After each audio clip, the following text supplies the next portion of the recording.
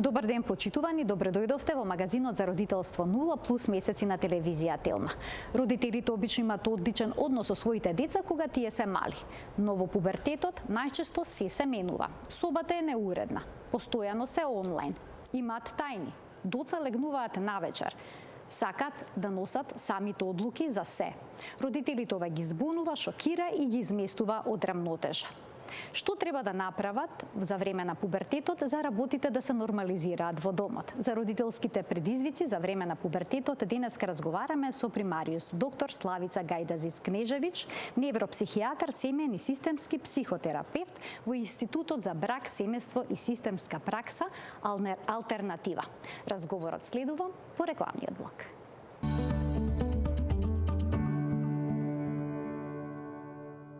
За родителството за време на пубертетот денеска разговараме со примариус доктор Славица Гајдазиц-Кнежевиќ, невропсихијатар, семеен и системски психотерапевт во Институтот за брак, семејство и системска пракса Алтернатива. Докторке, добре ни дојдовте повторно во студиото на Телма. Добар ден. Добре ме најдов и ви благодарам што отвараме една многу и интересна и важна тема, која што е од интерес за голем број на родители?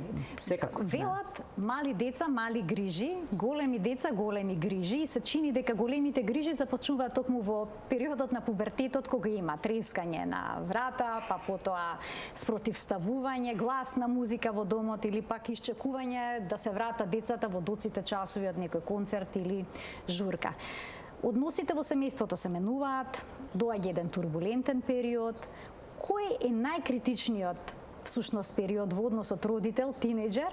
Која возраст е тоа кај детето? Јас мислам дека апсолутно сте во право и не случајно адолесцентната фаза која што започнува негде 9-та, 10-та година, значи тоа раната адолесценција, како што вие викате, пубертетот се нарекува целосно семеен земјотрес. Знаете, заради тоа што адолесцентите имаат задача да ги преиспитаат голем број на правила, на односи во семејството, начинот како семејството функционира, просто како да го ставаат на тест целото семејство, колку е оно издржливо и колку оно може да се справи со таа така наречена како да е набујала, нели, како да е надојдена река во семејството. И мислам дека тоа што го вие спомнавте и во најавата дека скоро да нема родител кој што така да кажам лесно и лефтерно ќе го помине периодот на пубертетот и голем број родители навистина сте исправени пред голем број задачи. И едно, знаете, кога доаѓав во вашето студио размислував и некако прва идеја која што ја имав си реков, можеби ние родителите треба прво да се сетиме дека и ние некогаш сме биле пубертетли, заради тоа што понекогаш кога ги гледам родителите кои доаѓаат кај нас со тешкоти во справувањето со децата во таа рана адолесценција која ја викаме пубертет, имам доживување како да они мислат дека се родени возрастни, како да воопшто не знаат што све сме поминувале ние сите и мислам дека понекогаш баш треба да се сетиме. И да се сетиме за да можеме подобро да ги разбереме, за да можеме да видиме што све се случува во тој период на адолесценција, имајќи во предвид дека менувањето на социјалниот контекст, менувањето на семејниот начин на организација, кој што не е ист како што бил во некои наши времења, исто така влијае на младите и влијае на тоа како они се справуваат со тој бурен период и како и родителите ќе се справат со тоа. Така, докторке, но нашата генерација живееше со родители кои што има поинаков став во однос на пубертетските однесувања. Некако не беше дозволено до тој степен да бидеме бунтовни и слично.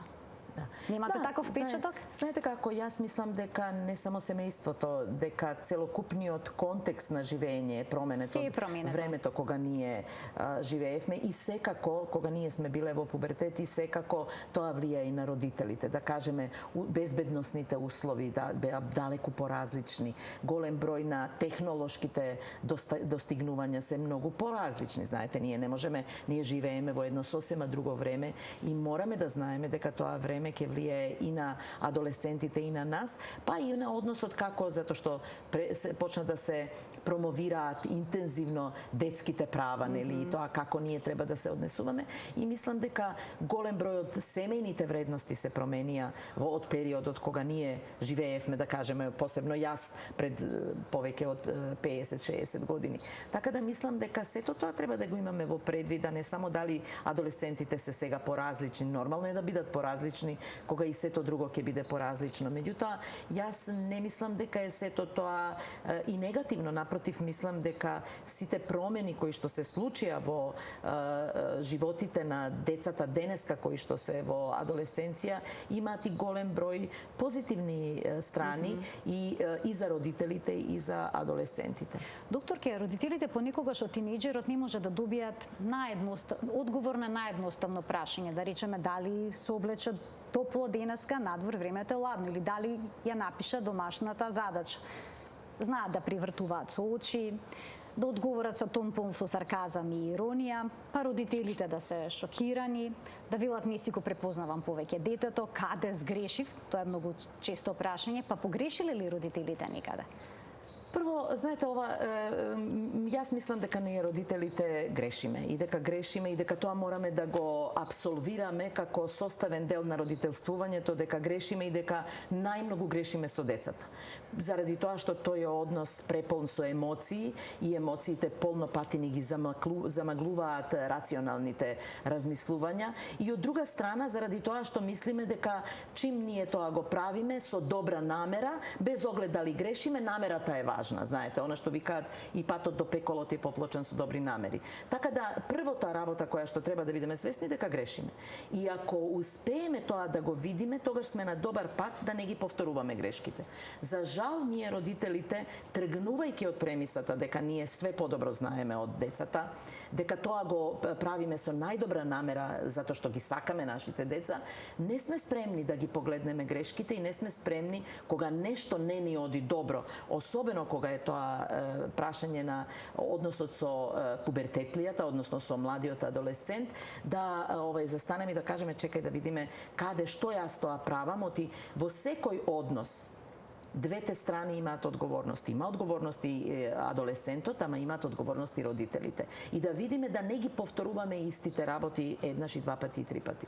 Враќајќи се на вашата идеја дека децата се променети, и нормално да бидат променети.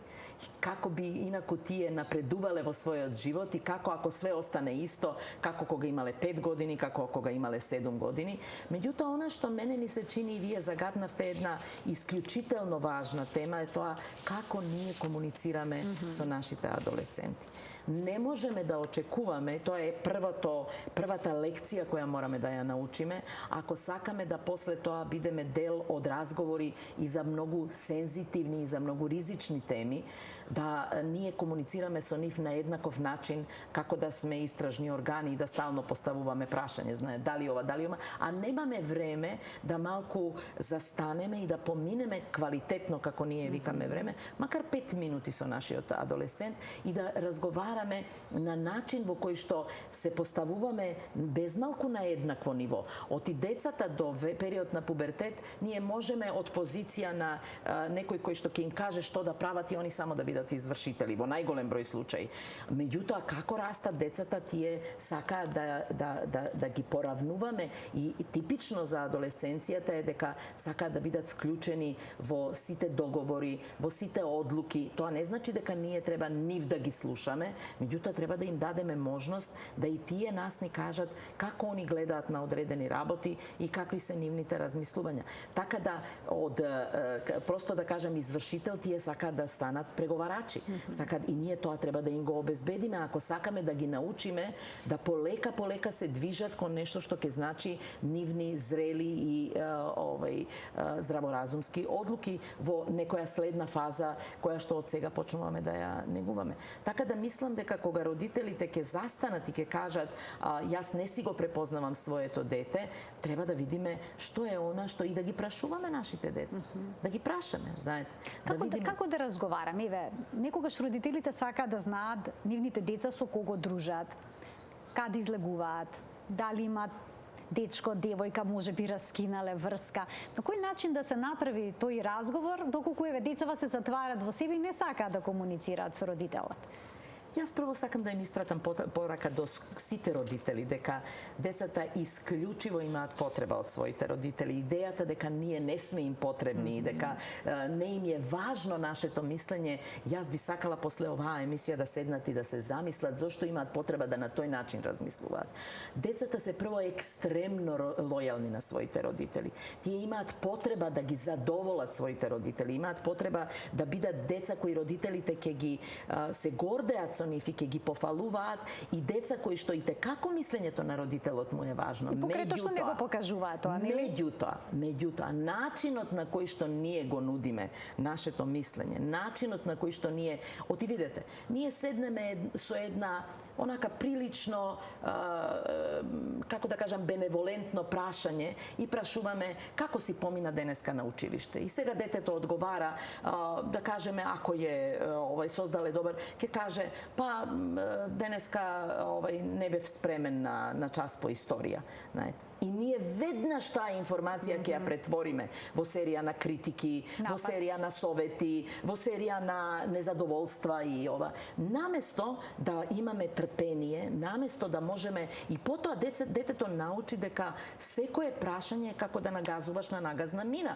Знаете, и ако јас секогаш кога некој ќе ме праша со кого се дружиш, тоа ќе заврши со една информативна или советодавна приказна, со тек на време нема да сакам да го кажувам тоа, знаете. Тоа важи и за нас возрастните, не само за нашите пубертетли. Така да е прашање колку ние родителите имаме капацитет да издржиме, да ги слушаме нашите млади, и ако веќе сакаме да дадеме совет, да ги прашаме дали им е совет потребен. Знаете, ако го прашате вие и тоа ви каже, но ако ни каже, иако во нашата глава ние имаме една цела подготвена нели приказна, ако ни кажат не, немам потреба за совет, да застанеме таму. Да застанеме. Значи да не инсистираме, да не бидеме упорни да ги добиеме информациите. Како ако е некој најаден, да вие инсистирате да продолжи да јаде и нормално ќе ви го одбие јадењето. Така и со советите. Значи малку да имаме повеќе трпение да ги слушаме, да ги сослушуваме, и од тука да можеме и да кажеме, на пример, пошто викате како, можеме да кажеме, знаеш, ова што ти го зборуваш со мене ме потсеќа на нешто, јас би сакала да кажам мое мислење, што мислиш, спремен си да ме слушнеш, не си. Ако не се спремни, тогаш е сувишно кажувањето. И ние затоа треба да имаме капацитет да го тоа слушаме. И на крај на краишта, многу е важно кога ќе ги слушаме да умееме и да ги пофалиме. Знаете, например, за отвореноста што ни го кажале тоа. Тоа се всушност магичните зборови за добра комуникација. Знаете, така е, затоа што ние забораваме дека, или например да кажеме, дури и кога не се спремни на училиште, да кажеме, знаеш, за мене е важно тоа што ти си бил спремен или ти си била спремна да отидеш на училиште. Не ми се допаѓа тоа што не си го бил спремен за историја, меѓутоа важно ми е што тоа сакаш да го споделиш со мене. Оти ние викаме, сакаме да бидат отворени кон нас, ама ако ние секогаш на нивната отвореност реагираме бурно и со критика и со негодување, автоматски праќаме порака, не е безбедно да бидеш отворен, немој да бидеш отворен, подобро за тебе да не бидеш отворен. Значи, родителскиот однос со тинејџерот мора да претрпи одредени промени. Апсолутно. Што е со правилата во домот каде што има тинејџер? Децата сакаат сами да носат одлуки, но родителите исто сакаат да има некои граници. Сега како да се задржи контролата и да има граници, а сепак да се даде одреден степен на слобода на детето? Да. Ова е многу важно прашање, Марија, и јас исто така мислам дека во однос на правилата и редот во домот, тоа е исто така една од темите кои што често родителите ги се збунуваат. Мислам дека правила мора да постојат. Не постои група која што може да функционира без правила. И во хаотичноста постојат одредени правила. Значи, правила мора да има. Прашање е колку родителите се спремни да во правилата ги вклучат и адолесцентите, да заедно со нив ги креираат правилата и да направат правила за непочитување на правилата. Знаете, тоа е како ќе се санкционира ако правилото не се почитува. И при тоа правилата мора да бидат универзални за сите во семејството. Особено некои правила. Значи, тие треба да бидат возрастно прилагодени. Не може исто правило да важи за дете од 3 години и за дете, например, време на легнување во кревет, и за дете од 13 години, значи возрастно мора да се прилагодат. Меѓутоа, некои основни правила мора да постојат. И основните правила мора да важат за сите нас. Ако кажеме дека нема доцнење дома, тогаш и ние мора да знаеме дека не можеме да доцниме, и за нас да биде секогаш привилегирано правилото дека ние не мораме, а децата мораат. Оти моделирањето според нашето однесување е еден од главните правила во животот на луѓето. Значи, тоа е она социјално моделирање. И уште една работа, знаете, која што е исто така многу важна.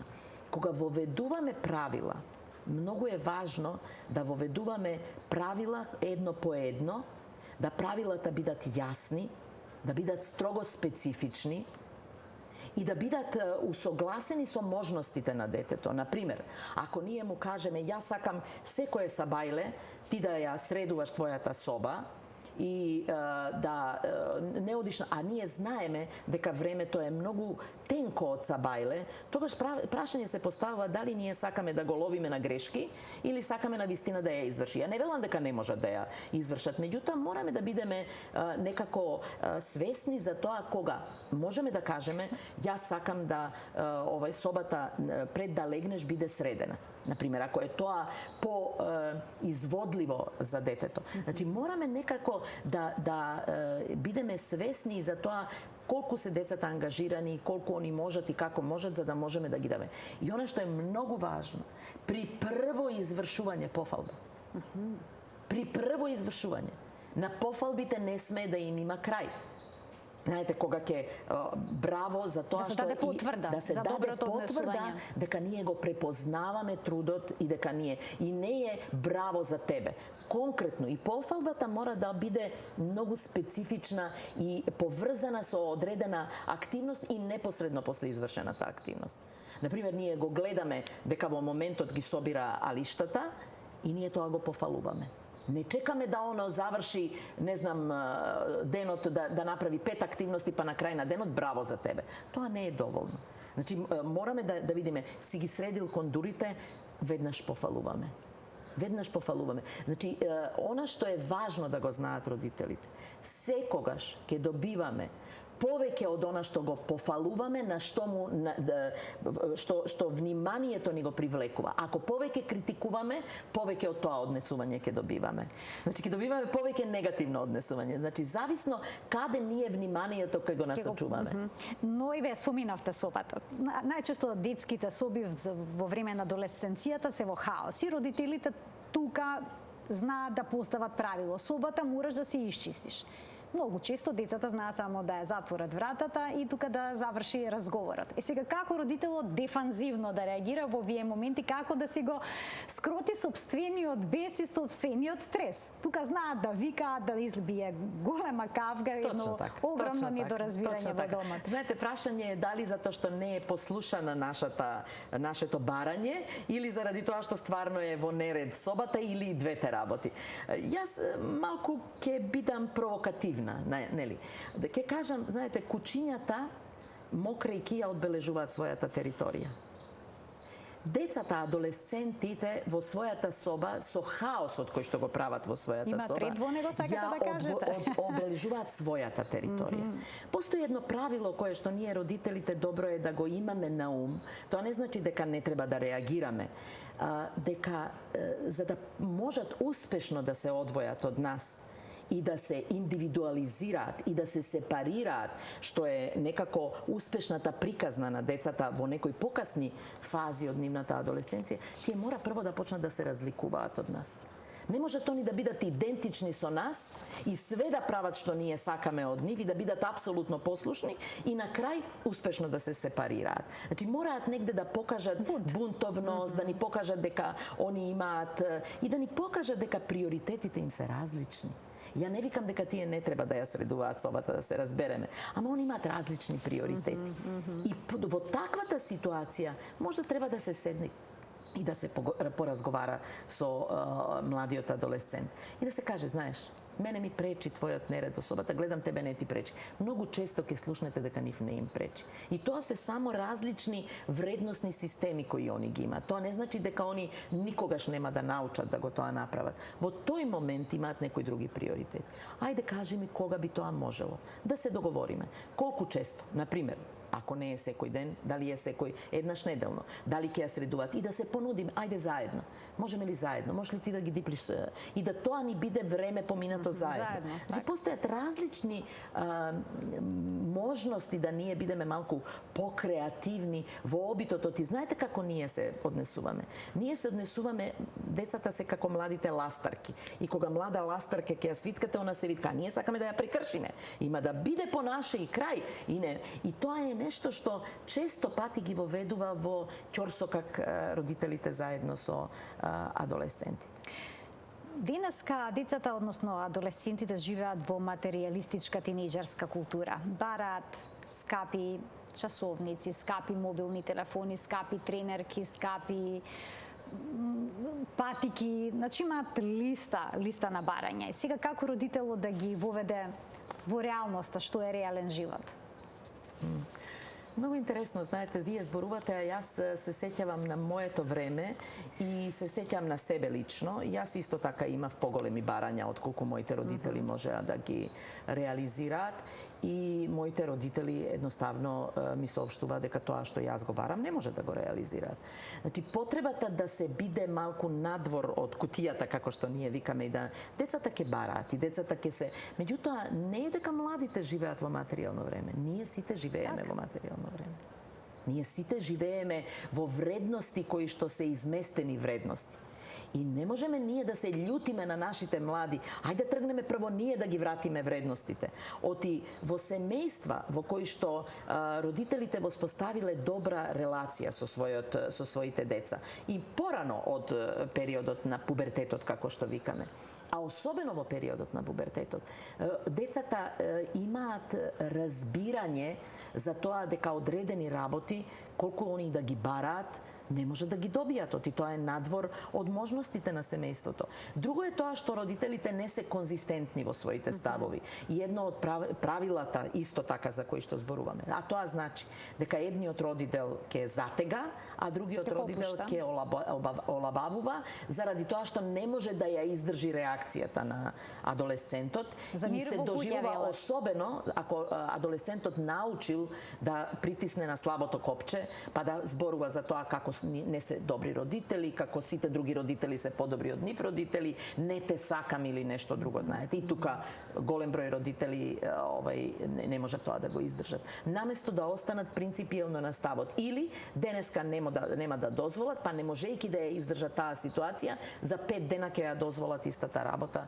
која што пред 5 дена не ја дозволиле. Така да мислам дека тоа не зависи само од младите, туку зависи исто така од нас родителите, односно од денешните родители, колку родителите често пати отсуството свое, немањето време, непоминувањето квалитетно време со своите адолесценти материјално го надокнадуваат.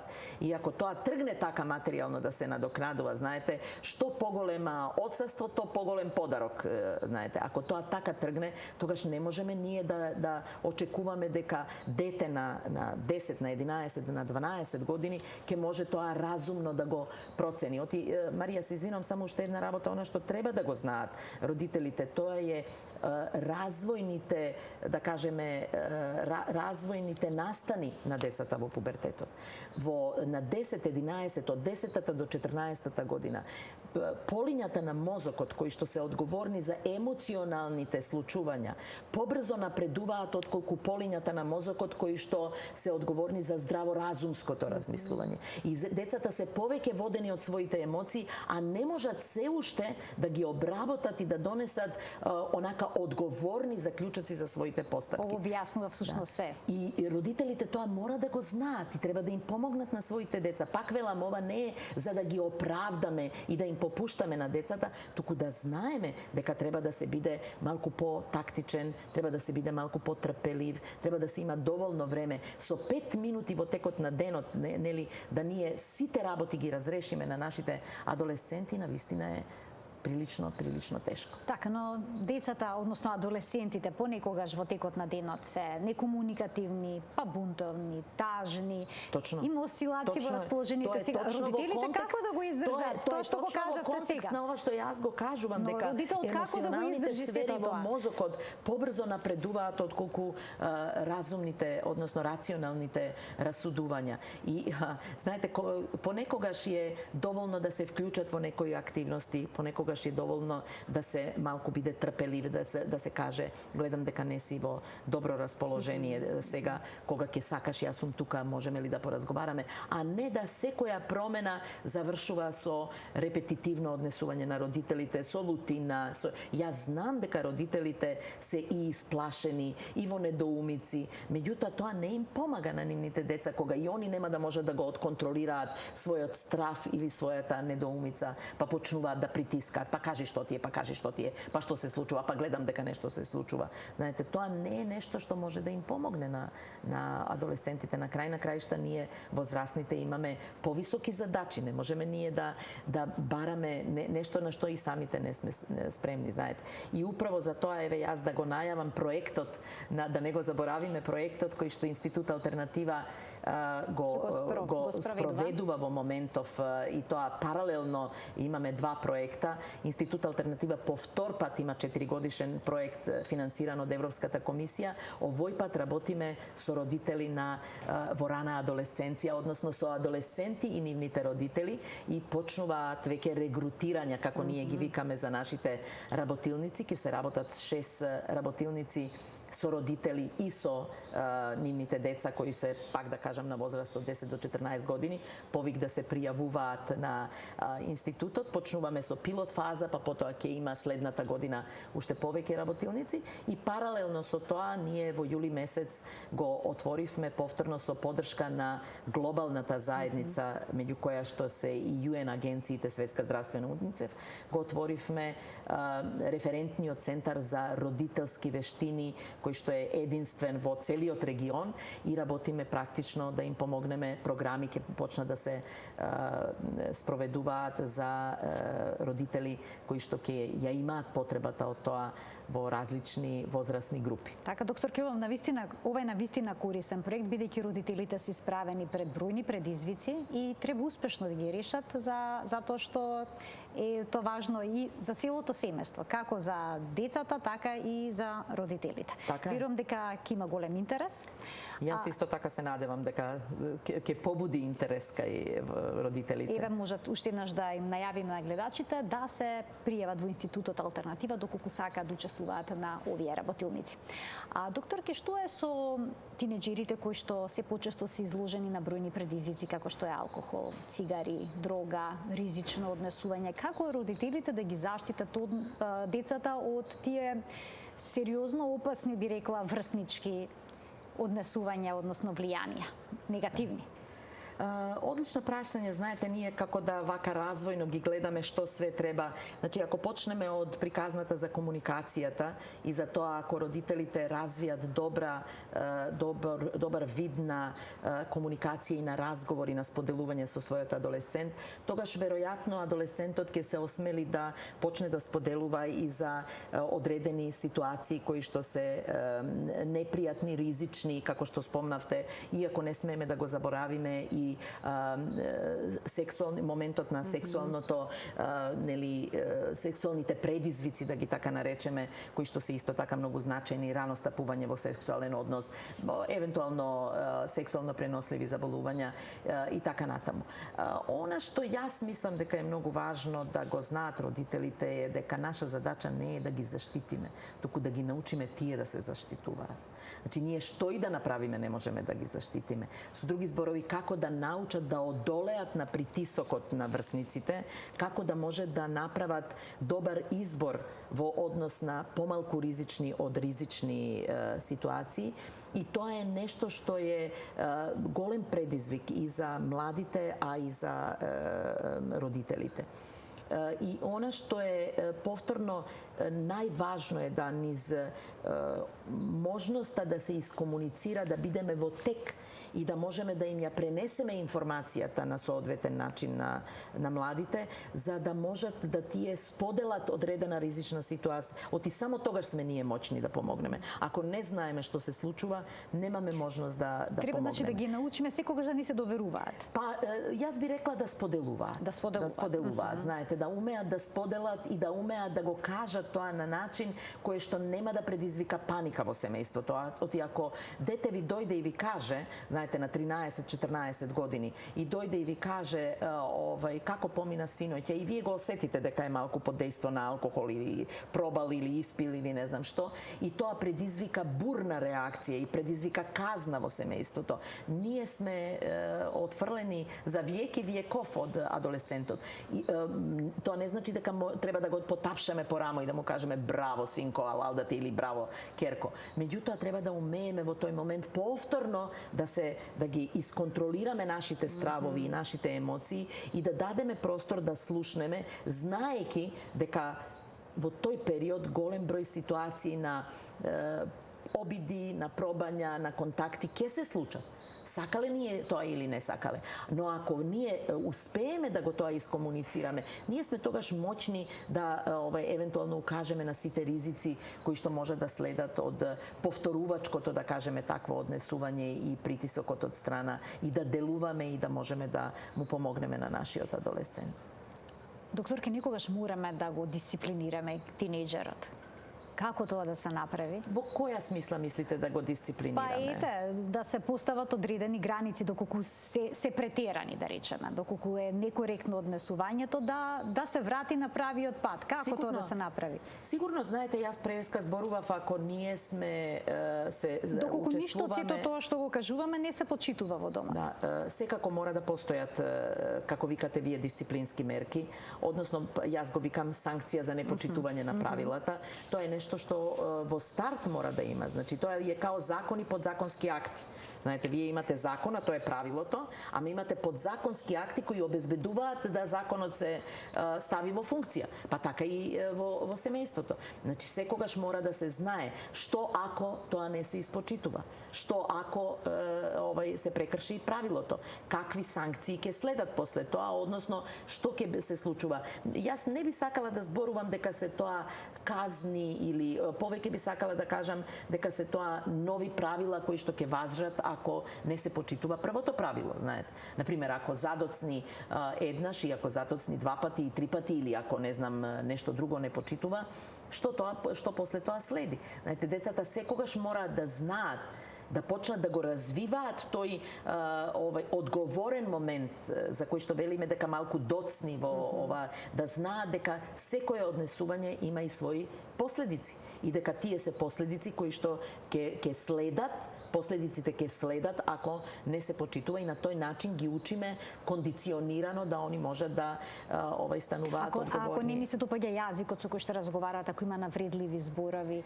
Знаете, многу работи може да не ни се допаѓаат кај адолесцентот и тоа е и нивна задача, нели, да малку ги тестира, нивна задача е да ги тестираат границите, да ги тестираат правилата и нашите вредности. Вредносните системи, знаете, да не онака као ракавица во мечување, нели, да ни фрлаат постојано ракавица и да не предизвикуваат.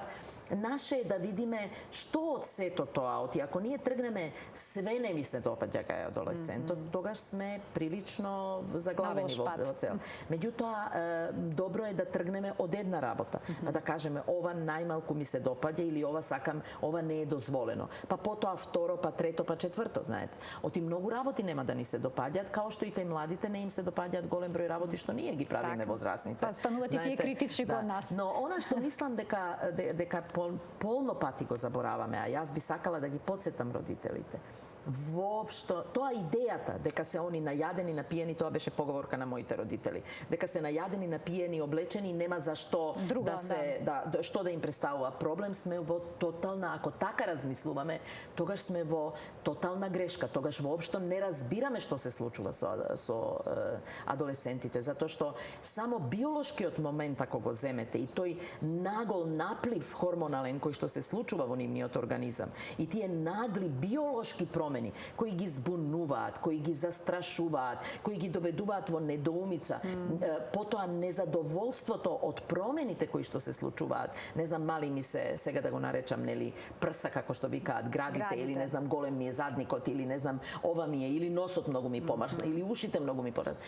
Естетскиот момент, изгледот е за нив далеку поважен од тоа дали денеска се нахраниле со едно или со друго. Сакам да кажам, вредносните системи во адолесценцијата се поразлични. Тоа не значи дека нив они не им е гајле што се случува со нас. Меѓутоа и ние мораме да водиме малку сметка, затоа што разочарувањето од тоа што, на пример, интересот за спротивниот или за истиот пол, моментот на веќе сексуалното појавување на сексуалниот интерес, што не значи и сексуален однос, заинтересираноста и одбивањето може да биде катастрофа за еден млад човек од 12-13 и ние не можеме да кажеме голема работа.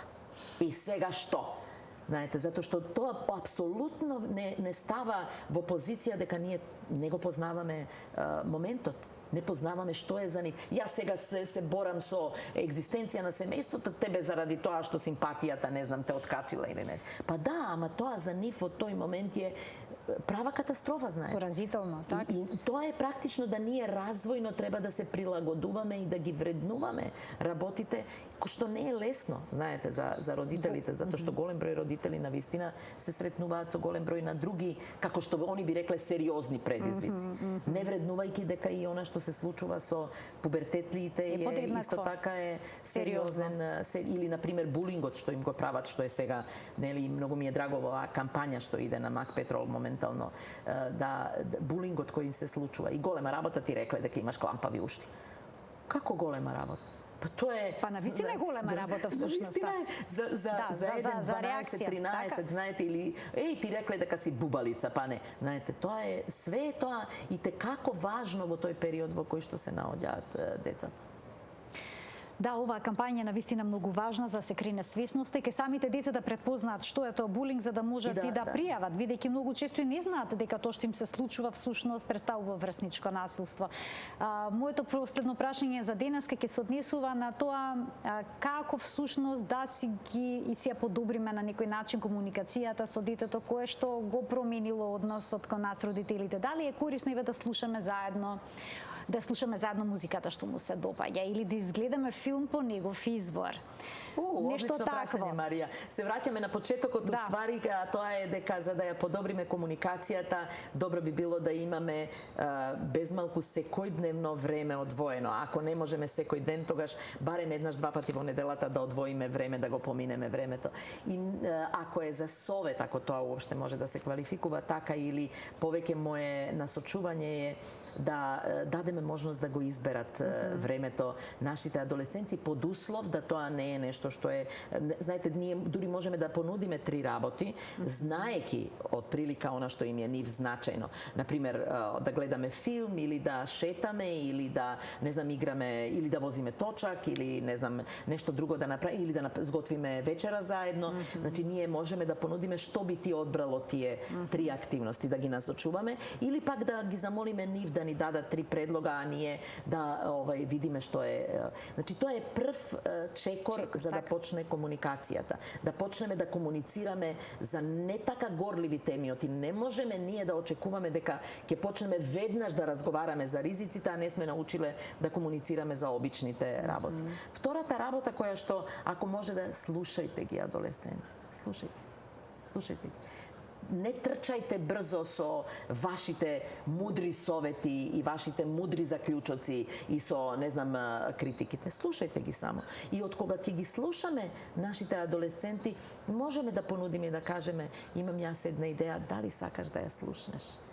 Знаете, за мене би било извонредно важно ако родителите им дадат можност без последици на адолесцентите да им кажат како они би сакале да комуницираат.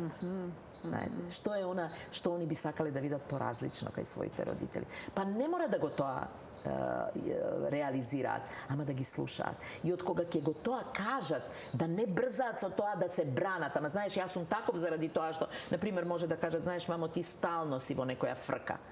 Ама да, знаеш, јас сум во фрка за тоа. Тоа не е начин на кој што ние отвараме просторот. И они ќе ни кажат милион разлози зашто значи треба се сипнеме, да ставиме прст на чело, да се размислиме. И они може да ни кажат милион причини зашто се они такви, кои што ние нема да ги уважиме. Значи, кога ќе ни кажат да застанеме малку и да се заблагодариме што отворено разговараат со нас и што ни помагаат да ние ги видиме работите и да ги промениме. И ајде да видиме едно ти, едно јас. Јас ќе го направам ова како што едно ќе го направиш ти како што јас сакам. Знаете, да се почувствуваат дека ги вреднуваме, дека тоа што они ни го кажуваат е значајно за нас и на тој начин да ја храниме самодовербата. Оти ние сакаме да имаме деца со самодоверба, ама самодоверба не се купува на пазар, кидам ја 3 кила самодоверба ќе купам. Туку ние треба да учествуваме во градењето на нивната самодоверба и во нивната самосвест дека тоа што како они размислуваат полека. И така ние ќе почнеме полека да ги насочуваме и да ги водиме низ животот за да можеме да изградиме после тоа како ние велиме зрели личности и личности кои што знаат да ги носат последиците за своите постапки. Доктор, ке има ли потреба да им раскажуваме за нашите пубертетски денови, да споделуваме?